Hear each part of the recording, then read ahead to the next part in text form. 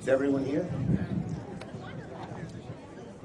Okay, I want to welcome my Senate colleagues and my House colleagues here today to talk about Trump's first 100 days. Donald Trump's first 100 days can be defined by one big F word: failure. Failure on the economy. Failure on lowering costs. Failure on tariffs. Failure on foreign policy. Failure on preserving democracy. Failure on helping middle-class families. Today's new economic news showed that Donald Trump is running the American economy the way he ran his family business, into the ground.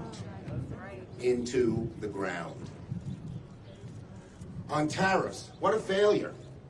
It's a policy that's in total chaos. One day says one thing, one day says another thing. Maybe this country has tariffs, maybe this country won't. Even his policy advisors are at a loss to explain what he's doing. And as a result, instead of all of us in the world going after China, China now has allies all over the world going after us. Tariffs, a failure. On costs, Donald Trump said on day one he'd lower costs of American families. They are up and up and up. And the tariffs are making it worse. Costs will go up for about $4,000 for the average American family. People who have IRAs have lost close to $100,000. Small businesses, medium-sized businesses, large businesses are frozen because they don't know what Trump's going to do. And that constrains supplies and raises costs. Failure on foreign policy. Instead of standing up to bullies, Trump is succumbing to bullies. He's being bullied by the dictators of the world. And again, he's broken our alliances in Europe, and so all the world now looks askance at America. Failure on DOGE.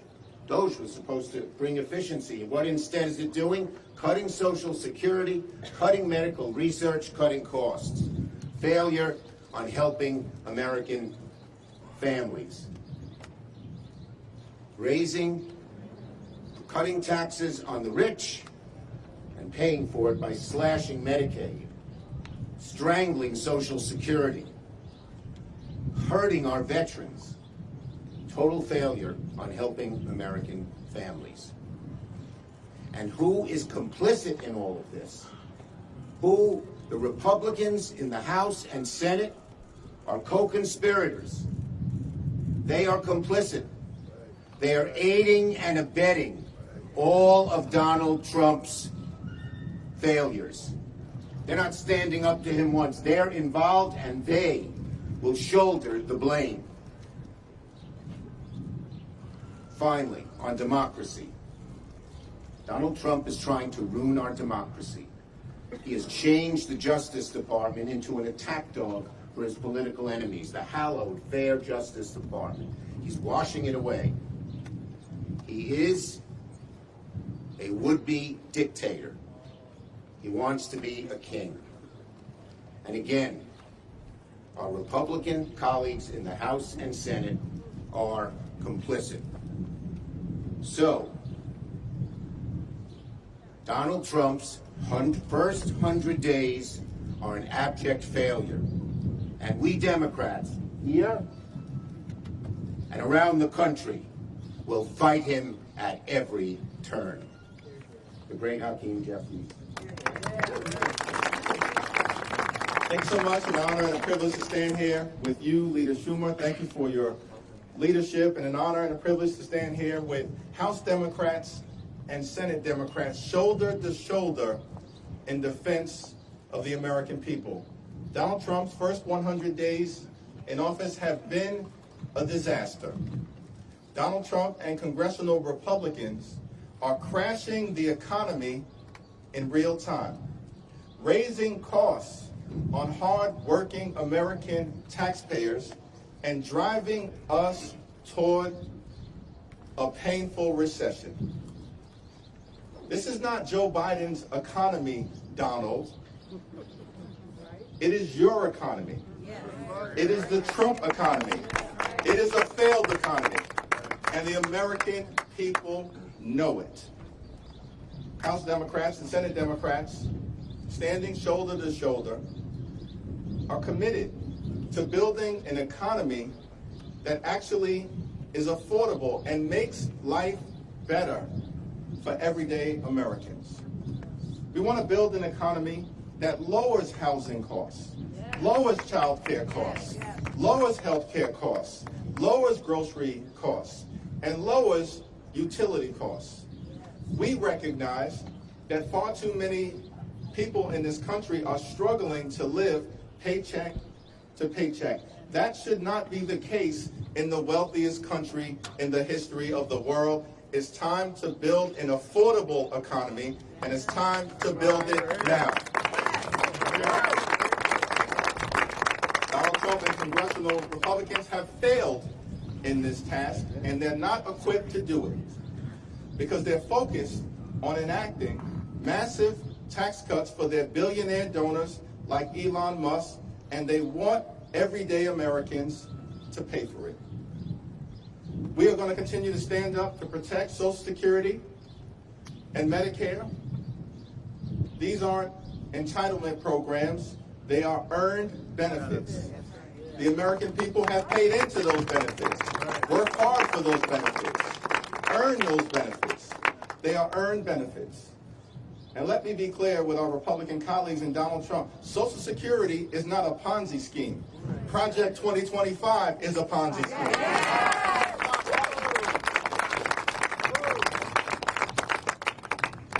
We're going to stand up in defense of the health care of the American people. It is outrageous that Donald Trump and congressional Republicans are trying to enact the largest cut to Medicaid in American history. They will hurt families, hurt children, hurt seniors, hurt women, hurt veterans, and hurt disabled Americans. Hospitals will close, nursing homes will shut down, and people will die. This budget that Republicans are trying to jam down the throats of the American people at the direction of Donald Trump is unconscionable, unacceptable, and un-American.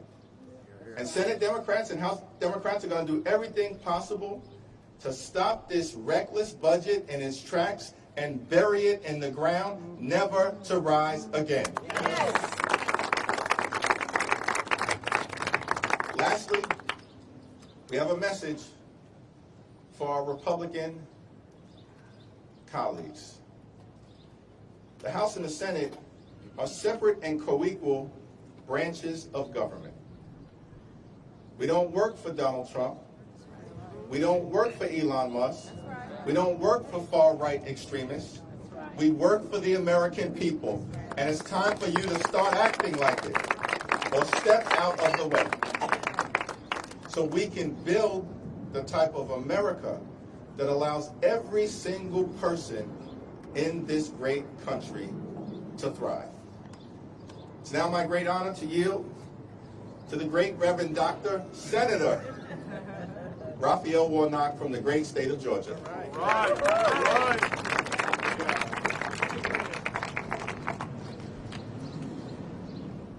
It didn't take us long to see what this Trump administration is all about. This is the worst first 100 days that this country has seen in a very, very long time. We are witnessing an all-out assault on our Constitution, an all-out assault on our norms and our values, an assault on the pocketbooks of ordinary people, but in a real sense, an assault on the spirit of the American people. They are trying to convince us that our neighbors are our enemies. We should know better than that by now, and we do. We went through a deadly pandemic in which if my neighbor was sick, while she was sick, I was potentially imperiled because it was an airborne disease. That didn't make my neighbor my enemy. That means I have an invested interest in my neighbor's health care, in my neighbor's ability to be covered. And so while there are politicians who want us to be wary of our neighbors, we ought to be wary of politicians who want us to be afraid of each other. They're trampling due process, striking fear in communities all across our country. They're firing the federal workers who serve our veterans. Many of them are veterans themselves. They have had the honor necessary to fight for us. And then they come back and they got to fight with us to get ordinary respect for the work that they've already done and the work that they're trying to do. They're trying to shut down Social Security offices in Georgia and all across the country, drinking water safety offices. And while they're doing all of this, they're doing all of this in order to pay for a tax cut for billionaires, all the while adding billions of dollars, trillions of dollars over time to our national debt. But here's the thing that they're really trying to do. They are trying to weaponize despair. They're trying to so beat us down that we will be too soul weary to fight, and it's our job to prove them wrong. This country does not belong to the people in power. The power is in the people. So I want the American people to be clear that we are fighting. In many ways, you will see our fight. Sometimes you will not see what the fights that we're engaged in, but know that we're fighting for ordinary people. Because we believe that if you center the people rather than the politics, you have a chance at getting the public policy right. That's right. So we invite our Republican colleagues to join us. The doors of the church are open. The time is always right to do what's right. It's never too late to be on the right side of history. Yes, that's right. And so we want you to rise up to this moral moment and to recognize that we will not give in to wannabe autocrats who want to convince us that they have already won. If they can convince you that they've already won, then you won't fight. You won't raise your voice. The great Andy Young, who's now in his 90s and is a great source of wisdom for me, tells a story of how after they had passed the civil rights bill into law, Dr. King and his team went to visit with President Lyndon Baines Johnson. Dr. King said to President Johnson, I need a voting rights law. My people are being disenfranchised, and we've got to pass a voting rights law. And the president said, Martin, I agree with you, but the sad political reality is I don't have the power to do that right now. I just passed a civil rights law. I've used all of my political capital to muster that through the Congress. There's no way I can get a voting rights law passed. I don't have the power to do that. And they left the meeting and the team was feeling all dejected, and somebody said to Dr. King, what are we going to do now? He said, well, the president says he doesn't have any power. I guess we're going to have to go and get the president some power. And so I've been thinking about that story a lot lately, because everywhere I go, and I know my colleagues have the same experience, people are asking us, what are we going to do? Will you fight for us? And the answer is yes, we are fighting for you. But Selma was about creating the context for the change that you want to see in the world. And so know that as we fight on the inside, we need you to fight on the outside.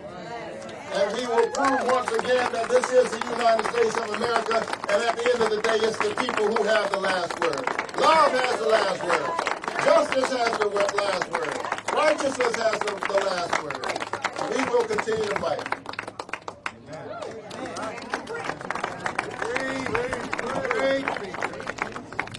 Thank you so much. What an honor and privilege to be here with Leader Jeffries, Leader Schumer. Thank you for bringing us together, and with my incredible Democratic colleagues in the House and the Senate, fighters, each one of them. 100 days ago, Donald Trump came to this Capitol. He swore an oath, spoke to the American people, and promised to bring down prices. And then he started a trade war with our allies, and prices went up. He said we'd be a rich nation again. Then he collapsed the market, and trillions of dollars in savings have been lost. He promised a glorious destiny for Americans. Then he executed an agenda of, by, and for the billionaire class. And now supermarkets are warning they may not be able to stock their shelves. Republican politicians promised the American people they would have more money in your pocket, more opportunity for your family, more confidence in your future. But all we have seen is them take away health care, take away Social Security, take away veterans' benefits, take food away from children and seniors. That's not what anyone voted for. We look at the polls, but also go out and ask people for yourself. You'll hear the same thing that we're hearing. Ask my constituent whose husband is in final stages of dementia, whose financial survival depends on Medicaid. Ask the mom in my district whose son was born with spinal muscular atrophy, a proud college graduate who relies on Medicaid not just to stay alive, but to live a full life.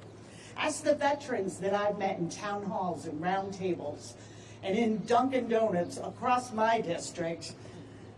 They can't get an appointment at the VA right now, and they are scared and think we have forgotten them. Ask the seniors who cannot get someone to pick up the phone at Social Security. In red, blue, and purple districts, Americans are saying this is not about politics, this is not about an ideology, this is about the fact that politicians are supposed to work for the American people, not the other way around. And we see the Republicans in Congress choosing their careers, their political survival over that of their constituents, listening to Donald Trump and Elon Musk and their donors instead of their own voters. Their voters are speaking clearly. They oppose tax cuts for the rich. They oppose cuts to Social Security. They oppose cuts to veterans' benefits. They want the representatives they elected to lower their cost of living, to make sure they can afford groceries, go to the doctor, and stay in their homes. Whether or not Republicans are listening to their voters, Democrats are. We see them, and we see a system that punishes those who work the hardest to benefit those who have the most. And we're here to offer a different path. We're here to fight for the America that Americans want, with more opportunity, more wealth, and more power for working families. That is the fight that we're in. That is our commitment to Americans. And I am so proud to be here today and yield to my good friend, the Senator from Delaware, Senator Lisa Blunt Rochester. Thank you, colleagues. Leader Schumer, Leader Jeffries, thank you for gathering us all here today on this beautiful, beautiful afternoon. As a former member of the House of Representatives, and as a new member of the United States Senate, I have to say to everybody, I don't know about you, but when I look back and see this crowd, this is a beautiful sight to behold. Yes. Democrats coming together across the Capitol. So I start off by saying, it's good to see you. It's good to be with you. It's good to be in the fight together.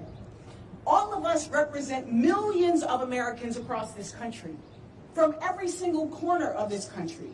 We have constituents who may have different voices, may look different, may have different beliefs, and face different challenges every day. But there are two things that we are united on. One is that we love this country. Get that straight. We love this country. And for so many of our constituents, and for us, we feel a sense of urgency in this moment. 100 days. Some of you may recall, if you know me, that in 2016 I was elected, having never run for anything in my life. And I came to the House of Representatives in the minority. Right, Speaker Pelosi? I was in the minority. I came with Donald Trump. And so for me, this is not new. We made sure that every attempt to repeal, replace, tear up the Affordable Care Act, we did not let that happen because the people did not let that happen. Right. And today, I am here as a United States Senator in the minority, temporarily. I'm going to say that again, temporarily. And also with Donald Trump. And I have a message to my Republican colleagues. When I first came in, the word was unprecedented, but now the words are uncertain, chaotic, confused, and corrupt. Those are the words. And so to my colleagues on the other side of the aisle, I say on this 101st day, there is an adage, the truth shall set you free. The truth shall set you free. 100 days into this presidency, we've gone from 3 years of solid growth in our economy to the steepest decline that we've seen since the pandemic. That's the truth. Groceries are up, retirement savings are down. That's the truth. Outbreaks of measles and the avian flu, that's the truth. It costs more to build, buy, or to rent a home. It's the truth. American citizens, including 2-year-olds and kids with cancer, are being deported without due process. That's the truth. There are wars around the world. There's chaos at the Pentagon, and our allies are losing trust in us. Anybody remember Signalgate 1 and the sequel Signalgate 2? And don't forget the Department of Inefficiency, breaking our government while they're stealing your data. It's been a long 100 days, but make no mistake, Democrats are going to continue to fight. And each of us must do our part in this moment. We will sit in, right, Corey? Yeah. To protect Medicaid and the millions of Americans who rely on it. We will stand up for justice and the rule of law and due process. We will march for our rights. And across the Capitol and across the country, we will lock arms against hate, corruption, and darkness. We do this because this is our country. We do this because this is our democracy. And we do this because we recognize that we are all in this together. We are all in this together. And so I close with the song, but I'm not singing. I close with the song that I think represents what you see behind you. The song that is sung and danced to at every Black family reunion. We are family, and we got your back, American families. And it is my honor to now introduce the Minority Whip from the United States House of Representatives, Pete Aguilar, my friend. Thank you so much, Senator. Leader Schumer, Leader Jeffries, Speaker Emerita Pelosi, and colleagues. For 100 days, Republicans have shown us who they are fighting for and what they care about. It's not the working families who asked for a little bit of help, a little bit of breathing room. It's not our veterans, our farmers, our teachers, or our seniors. The only thing Republicans can rally around, the only thing that brings them together, is with massive tax cuts for their billionaire friends. They're trying to pass a budget to cut Medicaid, to cut health care, to make health care more unaffordable and less accessible. They're dismantling the Social Security Administration and putting the earned benefits that seniors rely on in jeopardy. And Trump's reckless tariffs are driving our country towards a recession, which will put hardworking Americans out of work through no fault of their own. In just 100 days, Donald Trump and the Republican majority have broken their promise to lower costs and instead chosen to crash the economy. Their budget bill will only make things worse. Democrats are going to keep the focus on the American people, and the American people are asking for a little bit of breathing room so they can get by. They want to spend a little less of their hard-earned paychecks at the grocery store, at their daycare, or toward rent. We're going to focus on making life more affordable, making life easier for everyday Americans in these next 100 days, and at every turn until we flip the House and we flip the Senate and we put a check on the Trump administration's reckless economic policies. Thank you. Thank you for coming, everybody.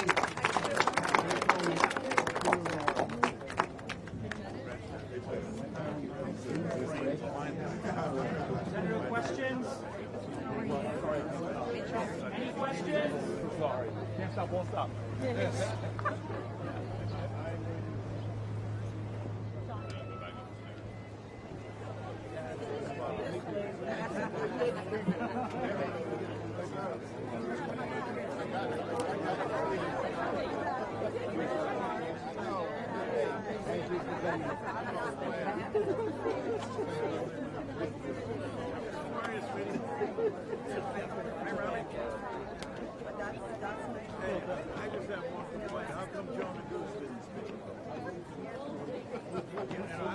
I came here purposely.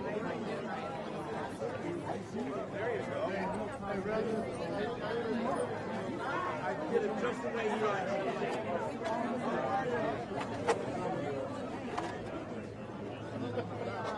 I'm sorry. I can't hear you. This is the church lady up front.